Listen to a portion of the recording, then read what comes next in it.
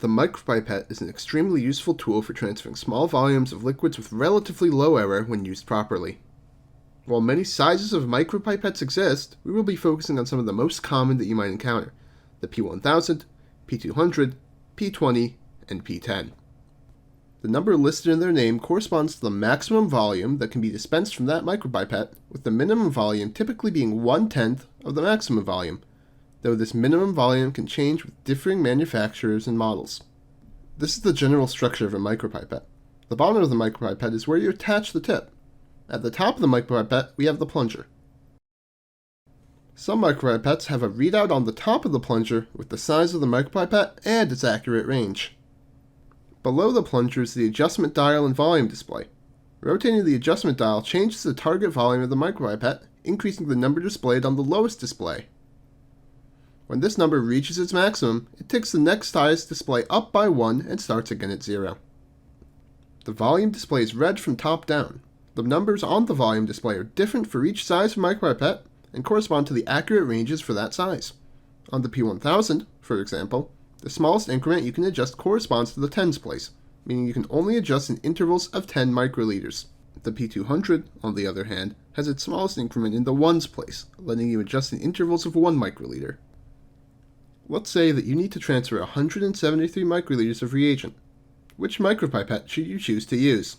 For delivering 173 microliters, you should choose the P200. While 173 microliters is technically within the 100 to 1000 microliter range of the P1000 only allows for increments of 10 microliters.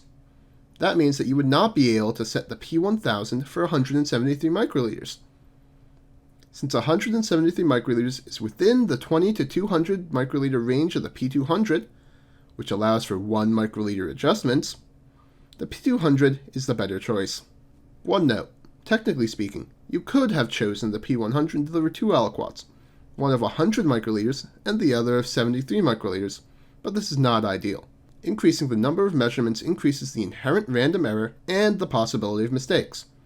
So, the P200 remains our best choice for 173 microliters. Now that we have chosen the pipette with the correct size, we need to prepare it before use. Preparing to use the micropipette starts with attaching a tip. The tip is what will actually hold your sample as you transfer it. Tip sizes are specified by the maximum and minimum volume of the tip. Multiple different tip sizes may fit on the same micropipette, but it's best practice to use one that matches the maximum and minimum range for the micropipette you're using. For example, a 10 to 100 microliter tip might still fit on the P200, but cannot handle any volume above 100 microliters. You're working with a P200 micropipette and need to transfer 173 microliters. What size of pipette tip should you choose?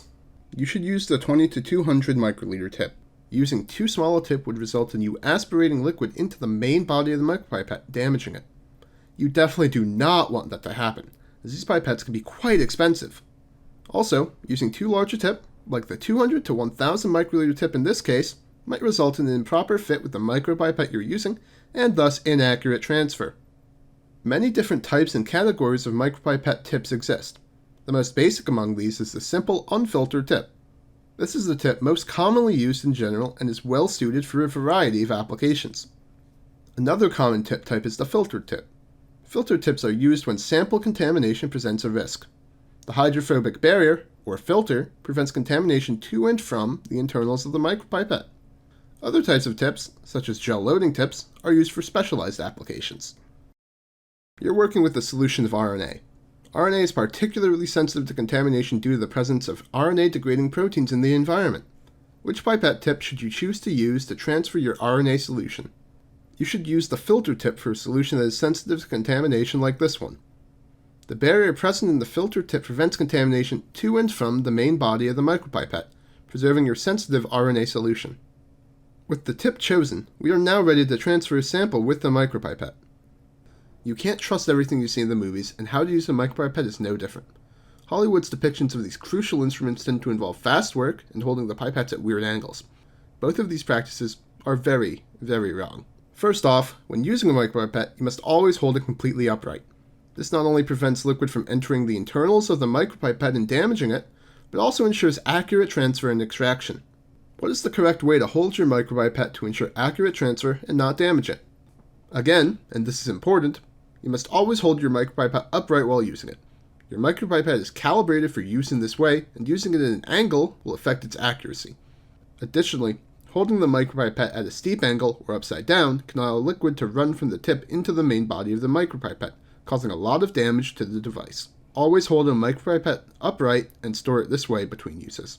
There are always 2 plunger stops for every micropipette. The first stop is for filling the tip, and the second stop is for dispensing solution. This is very important. Making a mistake here will either mean that you will dispense the wrong volume, or that you will damage the pipette. The first time you pick up a new micropipette, gently press down until you reach the first stop. Then, continue to the second stop where the plunger is fully depressed. Get a feel for these stop positions before you go to use the pipette. To extract an aliquot of sample from solution, begin with attaching the correct tip. Then, holding the micropipette completely vertical, depress the plunger to the first stop and hold it there. Holding the plunger at the first stop, insert the tip into solution, just a bit below the surface, deep enough to extract the volume you selected without taking up air, but not so deep that the main body of the pipette is in the solution. Now, slowly release the plunger, allowing it to come to its top resting position. This process should take some time. Finally, remove the tip from solution, again, always keeping the micropipette vertical. You have your micropipette in hand, have attached the correct tip, and are ready to extract an aliquot from your solution. How should you do this? The correct sequence is to depress the plunger to the first stop, insert the micropipette tip into solution just below the surface, then slowly release. Releasing too quickly runs the risk of some of your sample shooting into the main body of the pipette or not fully aspirating the volume that you want. On the other hand, if you depress the plunger when the tip is already in the solution, bubbles can be introduced, which will interfere with taking up solution. Finally, pipetting from too far down in solution can affect accuracy negatively and even potentially damage the main body of the micropipette. We now have our sample of the desired volume in the tip of the micropipette. If the receiving vessel already contains some liquid, place the tip as close to the top of the solution as possible, or even slightly immersed in the solution. If the receiving vessel is empty, instead place the tip close to, but still above the bottom of the vessel. Now, depress the plunger to the first stop and hold it there for 1 to 2 seconds. We're still only talking about the first stop. Then, after 1 to 2 seconds have passed, continue depressing the plunger to the bottom, second stop. Keep holding the plunger at the second stop for a second, and then, while still holding the plunger at its lowest position, remove your micropipette from solution. Once free and far away from the solution, you may release the plunger. And remember to make sure that you keep the micropipette fully vertical throughout this process. You've loaded sample into the tip of your micropipette and are ready to transfer it into a solution. What are the correct steps to dispense the sample? Remember, you want to hold the micropipette as close to the solution as possible or insert it into the solution. Doing so ensures that all of your sample makes it into solution and that no drops are remaining on the tip after dispensing.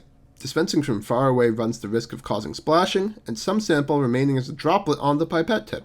You should never release the plunger before you remove the micropipette from solution, as doing so takes part of the solution and your freshly ejected sample back into the tip. Now that we've dispensed our sample into the solution, we need to discard our used micropipette tip. To do so, hold your micropipette above a container, such as a beaker, then press the ejection lever found at the top until the tip is ejected. If the lever is not working or is not present, you may also remove the tip by hand, grasping it at the top and pulling gently to remove. After we've collected our used pipette tips, we can safely dispose of them in the sharps container. You've finished pipetting and are ready to dispose of the pipette tip you used. What are the correct steps to dispose of the tip? To dispose of your micropipette tip, you should first eject it into an intermediate container, then dispose of the tip in the sharps container. Doing so allows you to safely store multiple used pipette tips before disposing of them. Assuming the pipette tip is not contaminated with a hazardous reagent, you could also remove the tip by hand, grasping it at the top and pulling gently to remove. Regardless, pipette tips should always be disposed of in the sharps container and never in the general waste. Best practices. A few additional important details about using micropipettes. First, when using your micropipette, never dial it past its maximum range.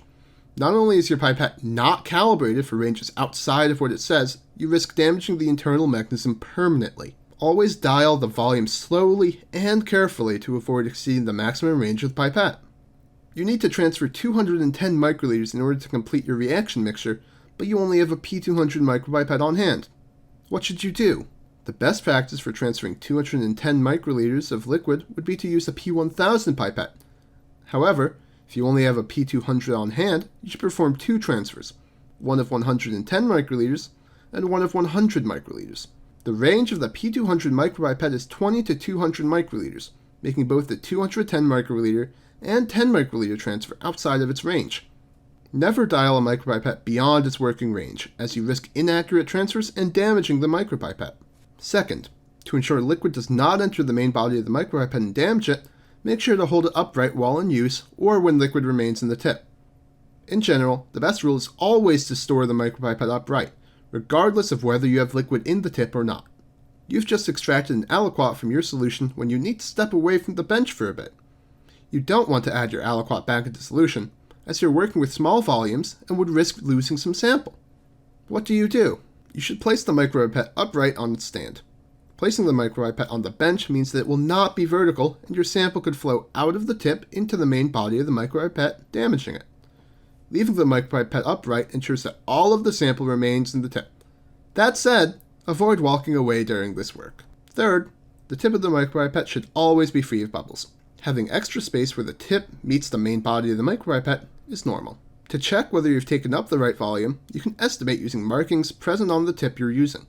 Many micropipette tips have predefined markings present at their maximum and at certain volumes between. If using a micropipette to create multiple solutions of equal volume, such as in serial dilution, you can visually inspect whether the volume of each solution appears the same after pipetting. Which of these steps is not a step you might take if you're unsure if you've extracted an aliquot properly? If you're unsure if you've extracted your aliquot properly, you might visually inspect the pipette tip for bubbles, use markings to estimate volume, or take an entirely new aliquot. Trying to draw more sample into the pipette tip would not work. That's it for our introduction to micropipettes. We will introduce some further examples on how to use micropipettes in another video.